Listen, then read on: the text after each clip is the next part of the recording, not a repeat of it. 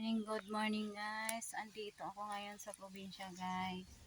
Andito ako si Manila Girls sa probinsya guys. Tingnan mo yung bato nito guys. Yung uupuan kong bato. Ayan.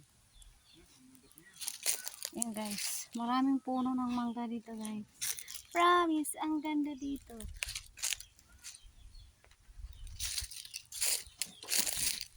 Isa. Puno ng mangga. May papakita ko sa inyo. Oh, kita. See? Tama mo. Yan yung punong mangga guys. Ayan. See? Yan, may ano siya. And then, napakaraming bunga.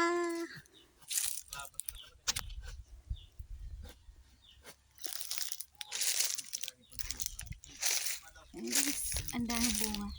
Tapos sa baba nito, mayroong mga pinya. Yan guys, ang daming pinya yan.